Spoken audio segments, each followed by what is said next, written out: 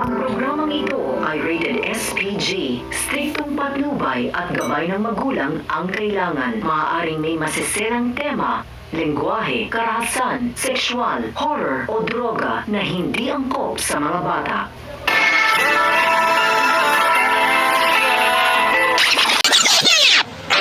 Nagkamalay na nga si Tanggol at dito sinabi ni Rigor na napakalaki umano ng kasong isasampa kay Tanggol bukod pa sa kaso nito kay Roda.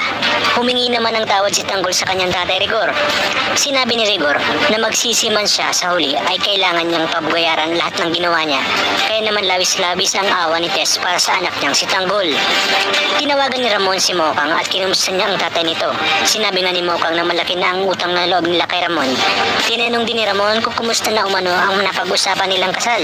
Kaya naman dito sinabi ni Mokang natutuparin niya kung ano ang napagkasunduan nila. Kaya naman ganun na lamang ang tuwa ni Ramon. Dadalhin na sa piitan si Tanggol upang ikulong habang ini-interview si General Pacheco. Hindi daw uno sila titigil hanggat hindi nasusugpo ang mga kriminal. Dito nga bumuhos ang luha nila Tinding, Tess at Mokang habang nakatanaw kay Tanggol. At ini-interview naman ng press si Rigor. At tinanong nga ito kung tama ba na anak niya ang binaril nito. Kung kaya dito sinabi ni Rigor na walang kamakamag-anak kung nagkasala sa batas dapat lang umano itong makulong. At tuluyan na ngang dinala si Tanggol sa piitan. At ang mga dapat nating abangan ngayong Huwebes sa paglipat ni Tanggol sa City Jail ay sinabi ni Tinding na baka si Rigor pa umano ang mauna sa pagpapahirap kay Tanggol kung kahit kailangan nilang gumawa agad ng paraan para di magtagal si Tanggol sa kulungan. Kasabay ng pag-alis nila Tanggol ay siya naman pagdating ni Ramon sa ospital. Sinabi niya kay Mokang na bukas umano ay tatawagin na itong Mrs. Alberto Trias. May inquest na nga si Tanggol at hindi lulubay ni Rigor si Tanggol.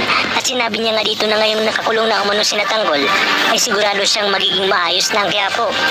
Sa inyong palagay, sino kaya ang taong tutulong kina Tanggol sa loob ng piitan upang sila nga ay tuluyan ang makalaya? Magagawang kaya ito ng paraan ni General Rivas sa tulong na rin ni Ramon.